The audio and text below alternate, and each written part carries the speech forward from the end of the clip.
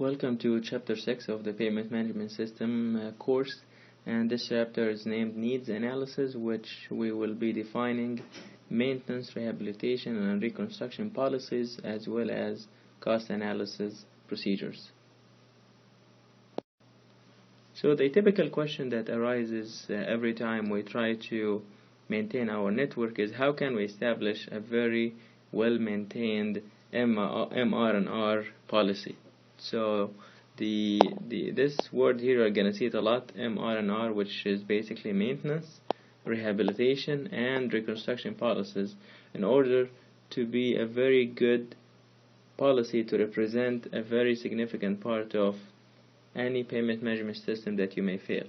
Those policies, typically, they are developed by the PMS Advisory Committee, which is going to be potentially based on the engineering judgment as well as the long-term practical experience of the committee members. So it's more or less an interaction between advisory committee and managerial level, and based on their network level perspective, all the way to the payment management system engineers who typically look at payments from the project level perspective. So when it comes to defining what are the several types of MR&R policies, there are two major types underneath this definition. The very first one, it's basically used only at the network level, where the second one can be used for both network level as well as the project level. So let's start with the very first one, which is the one used for the network level. This one here is solely used for network level, and it typically provides the classification of payment sections into more of a general categories, which must be further defined at the project level. For example, at the network level, all what you really have to have when it comes to defining a decision as a payment management system engineer is do nothing, which means that the payment condition is good, PCI is somewhere between 90 and 100, and the overall condition is good to very good, and there is no need to do anything, to the second option, which is some low-cost maintenance that can go from fog seal, chip seal, all the way to a very thin overlays, 1-inch overlay or so. And then the third option would be major rehabilitation, where it will be done using 2 inches overlay all the way to 4 or 5 inches overlay to make huge fixation of the road, where the PCI that trigger rehabilitation is somewhere between 50 and 70, where I cannot redeem the strength and the condition of the pavement by minimal maintenance, but at the same time I can fix the road by avoiding a major reconstruction. So yes, the fourth and the worst case scenario that you wanna go to is to do a major reconstruction, where you have to spend a lot of time, a lot of money, typically $1 million per mile per lane, but you gotta do it if the PCI is lower than 40, for example. The next question would be here, which type of maintenance to be applied when we decide on a project level?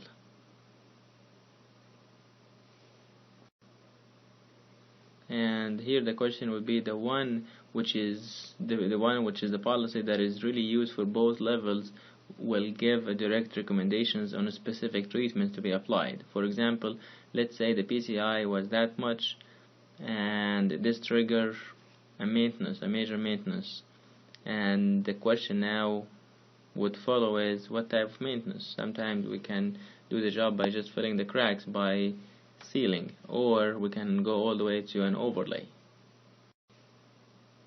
The other question here that we typically ask, how do we generate such MR&R policies? So in general, there are three methods to establish those policies that they can be applied on both levels, project level as well as network level. The very first method is the matrix method. The second one is decision type method, or the life cycle cost method. The very first one methodology that we can use to establish MR&R policy is the matrix method. Basically, this type of methodology would match the set of distress with maintenance or rehabilitation treatment that can fix all or the majority of the distresses.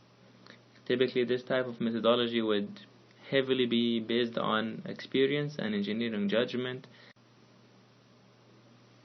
Another application that we tend to see from the national perspective that use this methodology is the program which called PAVER, which was developed by the Corps of Engineers, that they are using the matrix approach to develop their own MR&R policies. The second methodology that is used to develop MR&R policy is the decision tree method. So this methodology here is depending on selection of MR&R treatment that would involve into a combination of really functional classification as well as the distress type, all the way to the severity of the distress. So it's typically this methodology is based on the premise that roads with higher functional classification cannot be allowed to deteriorate as much as secondary roads. So it really, again, the trigger here would be the functional classification, which means if I do not have a good ride quality, such as rough roads or very skiddy roads, this means we cannot let this road further deteriorate like secondary roads before we apply a major maintenance or rehabilitation techniques. Because of the higher volume of traffic, and typically that is associated with high speeds, the selection of the treatment is, however, based on the engineering judgment as well as the experience of the Payment Management System Committee, which includes some of the managerial personnel as well as Payment Management System engineers. For example, I'm giving you here a perspective of what I experienced in Nevada. Nevada DOT as well as Caltrans systems use such approach, which is the decision tree approach, each in different way. So the third method now is the life cycle cost method. This type of methodology selects MR&R treatment based on the least life cycle cost of a combination of treatments or strategies which typically would be required during the analysis period. So it's all about the cost. Let's say I'm gonna come up with 2 or 3 maintenance techniques, and then I'm gonna do the life cycle cost analysis, which we will be discussing next in this chapter, and then we will pick the one that's gonna give us the least life cycle costs. So it's a cost-driven methodology. This method, in fact, requires the use of performance curves for each maintenance and rehabilitation technique in order to compare them, because the only way that I can come up with a selection based on 2 to 3 alternatives is not just the cost. In fact, we call it the cost-benefit ratio.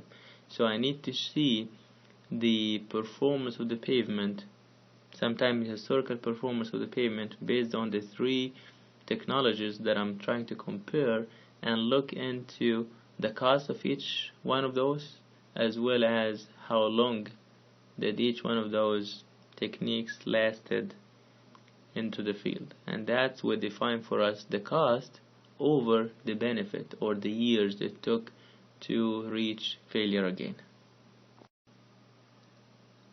This here an example for the matrix method that is used in some DOTs. As you could see here, there are the very first column is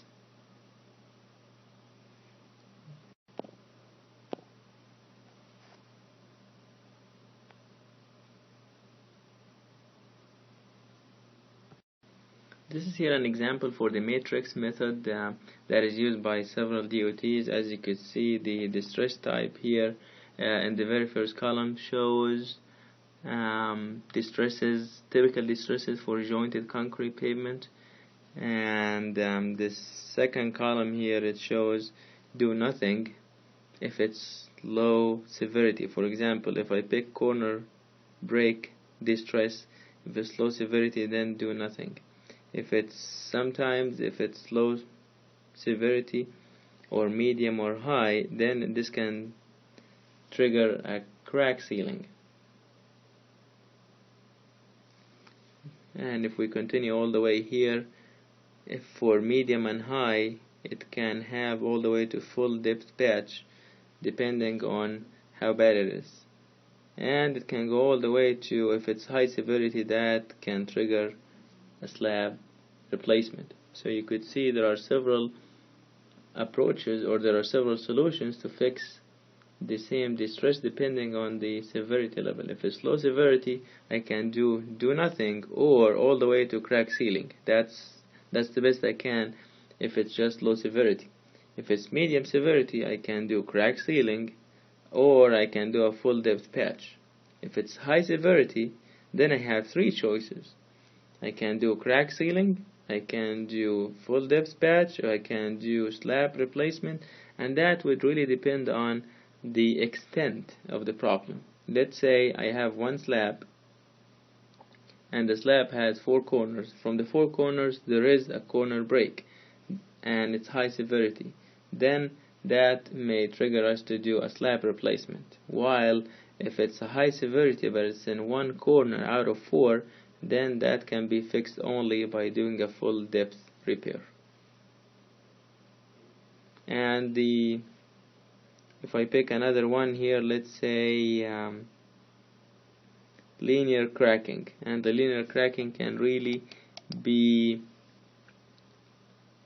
longitudinal cracking or transverse cracking. So if it's a low severity linear cracking, I can just leave it.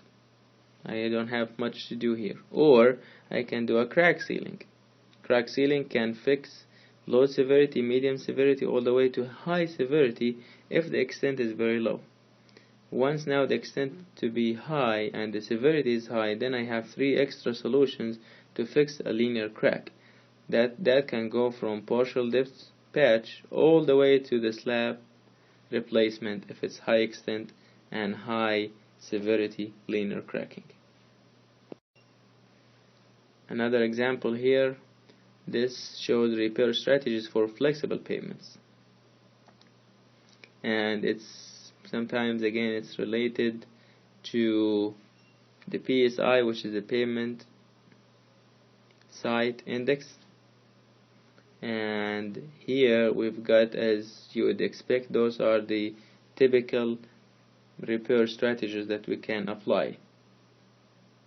And so here we have friction, rod depth, alligator cracking, linear cracking, all the way to raveling. And again, sometimes, for example, if we have raveling, this could trigger, if the PSI number is more than 100, this can trigger having chip or sand seal. If it's equal to 100, that means flush seal, which is a low quality, less cost solution can be made, simply because the raveling is not that bad compared to if I have PSI more than 100. Same thing for alligator cracking. If I have alligator cracking and the PSI is more than 200 but it's less than 400, then I can do machine patching or patching. Or I can do also chip or sand seal. It has the same criteria, and as you would ask me, so what's the difference? Which one should I do? It would now depend on the extent, not just the severity. While if it's the PSI based on the alligator cracking is less than 200, then we can do a hand patching, which is a very minor problem at that section in particular. When it comes to Caltrans, the California DOT, they classify cracks. For example, the class of crack A is for longitudinal cracks, and it has to be in wheel path. Class B is alligator cracking in the wheel path. Class C is any special or unusual alligator cracks. The way they define thin overlays in California, for example, is thin overlay is thinner than 0.1 feet. So 1/10 of a feet, that is considered to be a thin AC overlay. This is here a decision matrix or a decision tree for a flexible alligator / block cracking. So the very first thing that we need to do here is to classify the crack. Let's say if and again, this tree is designed only, as I'm mentioning, for alligator and block cracking only. So the very first thing is, assuming you are having a block cracking, and then you are going to decide what type of class of block cracking are you dealing with, if it's A, B, or C. For example, if it's A, that means it's just a longitudinal crack compared to what we already talked about in the previous slide. Then we would just go ahead and fill the cracks. If it's B, that means it's a fatigue cracking, not longitudinal crack. Then the next question would be, what's the percentage of length of the crack compared to the overall length of the sample unit? So if it's very small or almost zero, that means it's pretty much not much of fatigue cracking, just block cracking. Then we would have a thin overlay and local digouts if possible. If I have 1 to 10%, then now I'm gonna go here and for the third level, which is percent area patched. If the percent area patched already is less than 10%, then we can do a base repair and patch. Or if it's more than 10%, there's so much patches in the sample unit, then we've got to do a thin overlay as well as a local dig out, because it's not, again, sometimes it's not just about the asphalt layer being removed or replaced. You've got to dig out some of the soil which might be affected by a lot of water content, and then you would construct the new overlay. And the tree again goes on and on all the way to here C, for example, and in this case is gonna directly go to a field investigation will be required. Another example here, which are simpler decision tree for longitudinal and transverse cracking. So for longitudinal severity, if I have longitudinal crack that has a width less than 1/4 of an inch, then pretty much we don't do anything. If it's more than 1/4 of an inch, then we've got to fill the cracks. Same thing for transverse cracking, it's pretty much the same. If I have less than 1/4 of an inch, do nothing. If I have more than 1/4 of an inch, then I have to fill the cracks. Another decision tree for flexible pavements to handle raveling as well as weathering. So the question would be here, what's the percentage of loss of fine aggregates? If it's less than 25%, then a seal coat or rejuvenator seal will do the job and will maintain the health of the pavement. If the loss of fine aggregates is more than 25% due to raveling, then I've got to do a thin AC overlay. Another decision tree for flexible pavements when it comes to rutting. If the depth of the rut depth is less than 3/4 of an inch, do nothing.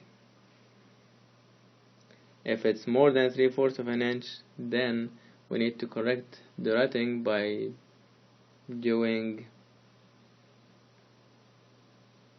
special reports furnished to the district maintenance engineer to let them decide how to fix it.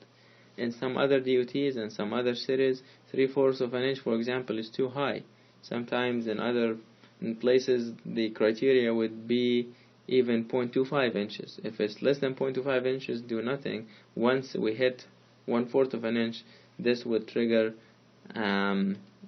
some maintenance to remove the top 1 or 2 inches of the HMA layer and replace it with a new materials. So it really depends. But here the entire goal of showing you all of those decision trees is to tell you that there are several directions, and you can develop your own decision tree in your payment management system that you may be dealing with in the future. Here, this is another interesting decision tree for flexible payments, which is related mainly into the ride quality. Some small towns and cities, their major concern would be, am I having a good ride quality, which is eventually going to motivate people to come to the city, live in the city, and work.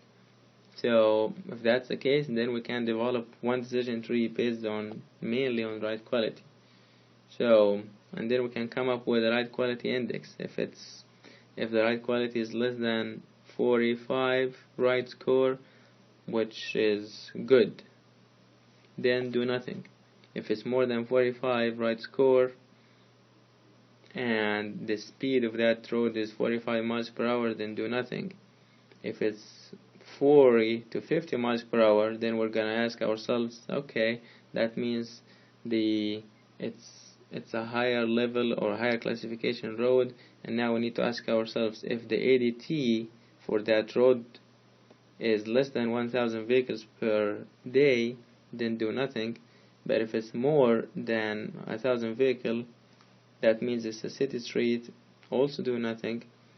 And if it's other highway, now once we move out from the city to a major highway and the ride quality is indicating it's a rough road, then that would require to do some leveling and applying a thin AC overlay. So it really depends. And you see there's so many options here that just do nothing simply because the ride quality is good, or the speed is really slow, which means the driver is not going to feel that pumps, or the ride quality is not going to be an issue. Or even if the speed is high but the number of traffic or vehicles per day is low, also that can be nothing, all the way until we reach a major highway where it's an issue, and then we have to do a major maintenance, mainly sometime between 2 to 4 inches overlay. This is here an example of Nevada DOT way of calculating their own rating system rather than using the PCI, the Payment Condition Index. So as you could see, the first column in this table here shows the type of distress. So the very first thing that they were interested in is the ride quality. If it's smooth, medium, all the way to rough, so that would trigger some numbers when it comes to the IRI measurements. So if I've got IRI somewhere between 0 and 40, this is considered to be smooth, and the deducted points or the PMS points is 0. And then if I have less smoother roads, which is somewhere between 41 and 70, then this is going to have a PMS points equal to 100. All the way now, if I have a rough road that an IRI would be more than 115, then this is going to have a PMS points all the way to 500. Same thing for rut depth, all the way to friction, where they are including friction. And if the friction number is 2 to 20, that means the road is really rough, or the friction is too high. That means the PMS points would be high. The other interesting thing, as you could see, there is differentiation between having interstate routes only, or if the road is not interstate route, then the treatment would be different. So you could see that's why we've got 3 columns here, 1, 2, and 3, because the deduct points are different. If you need more information about the NDOT procedure, you can let me know and I can give you more information, but I just wanted to give you a brief idea of the system. This here is another example of a hot mix asphalt decision tree, which is this time related mainly to structural deterioration. So the first question that you have to ask yourself to get to this tree is, do I have a structural deterioration? For example, do I have fatigue cracking? Do I have rutting? Those are structural failures. If yes, then the next question would be, okay, the first thing that we need to check under structural deterioration is the presence of fatigue cracking extent. So the fatigue crack extent is, let's say, low. Then the next question would be, okay, how about rotting severity? If the rotting severity is also low, this is gonna trigger this type of treatment, which is mill and fill the top 40 millimeters. How about if we say I have a high extent fatigue cracking and moderate extent rotting, or even high and high? So if I have high fatigue cracking and high severity of rotting, then this is gonna trigger a total reconstruction. So as you could see, there's a huge range on the treatments depending on the extent and severity of the major distresses such as fatigue cracking as well as rotting. Now, how about if I do not have a structural deterioration? There's not much of a failure, and now the answer would be no. The next question would be related to the environmental cracking extent. Environmental cracking extent can be, for example, thermal cracking. So if I have low severity thermal cracking, now the next question would be, how about the surface wear severity, like raveling? If the raveling is also low severity, and then this is going to trigger a crack seal. How about if I have a high extent thermal cracking and a high extent raveling? This is going to trigger a mill and fill of the top 50 millimeters. You could see here the huge difference between the extremes of having extreme without a structural deterioration, and the worst case scenario would be a mill and fill job for the top 2 inches, while if I have a structural failure with fatigue cracking, high extent and high severity rotting, this can trigger total reconstruction. So there is a huge difference between having a structural deterioration and just functional deterioration. After now we talked about several examples of decision trees and matrices. What are the limitations? So this methodology is not still a robust way to deal with payment management system, simply because it has some limitations. Those limitations, first of all, the transferability between agencies is very hard. Every agency has its own decision trees. You can't really come up with a decision tree that was developed in Nevada and just apply it right there here in Texas, or vice versa. Every place has its own problems and own decision matrix to develop. So it's kind of hard to use one decision tree in 2 different places. And the other limitation, it really here limits the innovation. Decision tree is typically well developed, and you don't have that much of space to come up with a new innovation or a new technique to solve the issue. Also, it doesn't incorporate all the factors, as you could see, and as big as the previous tree, we did not cover all types of cracks. We just had fatigue cracking and rotting from the structural perspective, and we had transverse cracking and raveling from the functional perspective. We did not include other problems. And once we want to include all the distresses, then having a decision tree will not be a feasible and practical thing to do. Also, there is a difficulty with multiple distress types. As we mentioned again, if we have different distresses, it's very hard to include them in one single tree, as well as it doesn't identify most cost-effective strategy. Basically here it's gonna pick certain strategy, but it doesn't give you the cost and the benefit of selecting that strategy. Now let's move to the major topic in this chapter, which is the life cycle cost analysis. So life cycle cost analysis would require the knowledge of some definitions. The first definition here is the discount rate.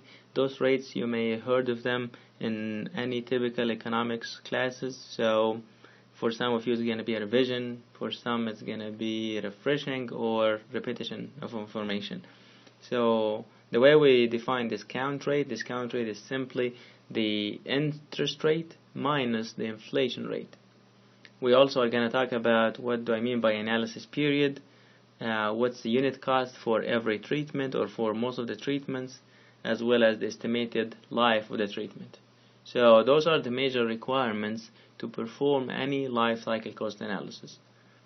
For example, if I've got two strategies that I need to compare, like a chip seal or crack sealing, then I need to know, first of all, the interest rate and the inflation rate from the beginning or application, the time of application of each one of those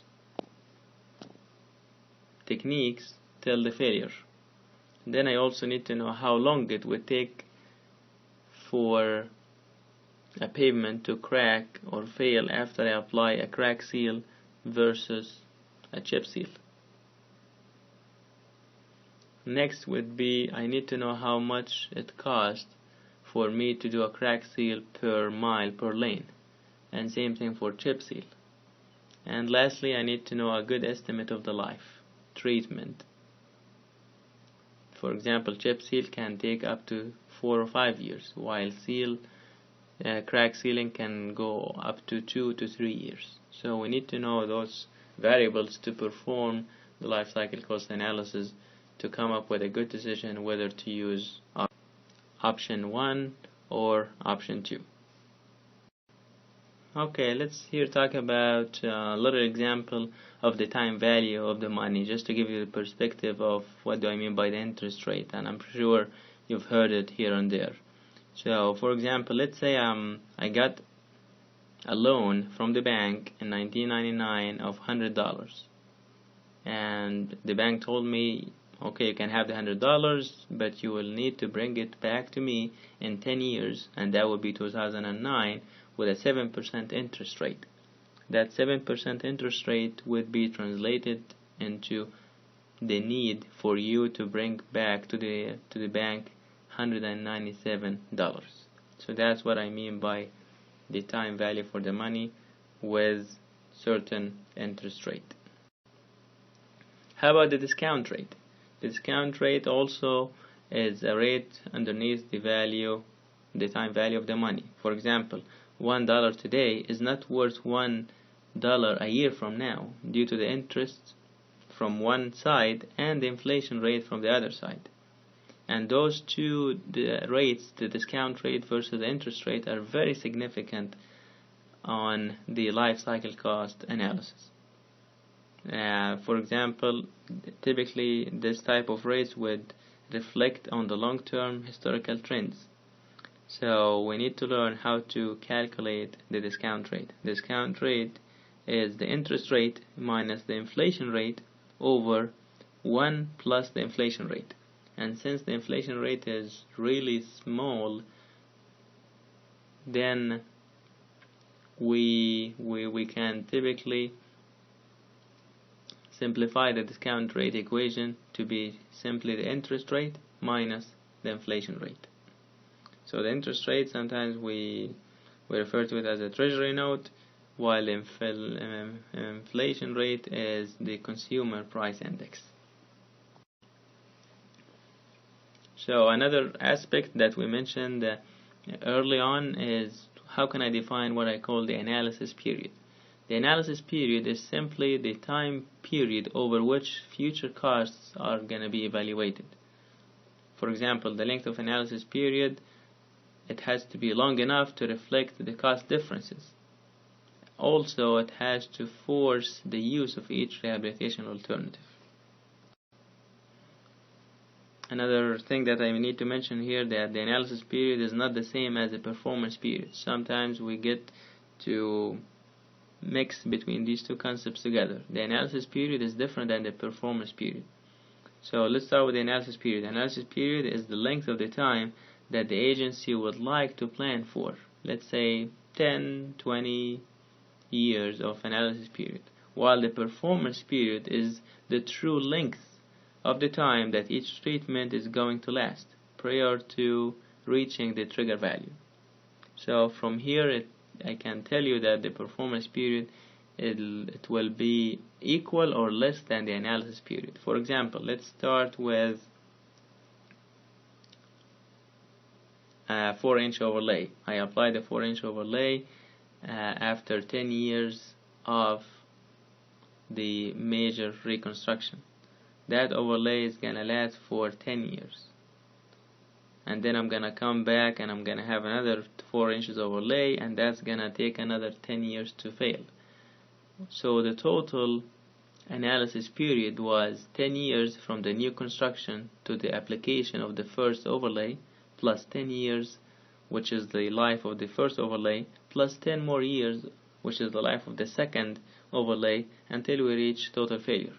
So in this case, the analysis period would be 30 years, while the performance period is 10 years for each one of those 4 inches overlay. And this is here what I was trying to mention, that the analysis period typically it's longer than the performance period, therefore more than one treatment will be used during the analysis period. This is here another visual indication of both analysis period as well as the performance period. So this is the condition of the pavement versus the time. So let's say we started a brand new section, a brand new pavement road, and the condition is perfect. And now it would take us, let's say, some time, let's say 10 years, before we reach a trigger value where now I need to apply major reconstruction or a thick overlay, and that's gonna pump up the condition of the pavement to excellent again. Then that also is gonna take me, let's say, 7 to 10 years to bring the pavement back to a very deteriorated stage where I need to apply another major reconstruction or a thick overlay, and that's gonna take me another 5 to 10 years to go back. So the performance period of the very first original structure was, let's say, 10 to 15 years. Then another 5 to 10 years for the first major rehabilitation, and another 5 to 10 years for the other major rehabilitation. So this is the performance period for the first original structure, and another performance period for the second rehabilitation, or for the first rehabilitation, and this is the performance period, the third performance period for the second overlay. So if we sum up all the performance periods of the 3 of them here, then that's gonna give us the total analysis period. So you're gonna ask me what's the typical analysis periods for flexible pavements versus rigid pavements. Typically for flexible pavements it would take about 20 to 30 years of analysis period. That's commonly used in most of the highway agencies, while when it comes to rigid pavements it takes much longer than that. It takes about 30 to 40 years to reach the end of the life of the rigid pavement. So in order to establish the performance over the entire analysis period, the performance models must be available, because the deterioration of flexible pavement curvature is different than what we see for rigid pavements. So we need to come up with those performance models. So let me give you here an indication what am I talking about. For example, let's say here I have time versus the condition of the pavement. Flexible pavements, let's say it would do this. This is the beginning, and the beginning of the pavement condition is here, and this is how it would deteriorate. When it comes to rigid pavement, maybe it's gonna, typically it would be a bit longer. That's why we say it's 30 to 40 years for rigid pavements rather than 20 to 30 years for flexible pavements. So the way for us to define those curves is by defining and studying what we call performance models, which we'll be talking about towards the end of this chapter. With this, we finish the lecture for this week, and we will continue next week. Thank you so much.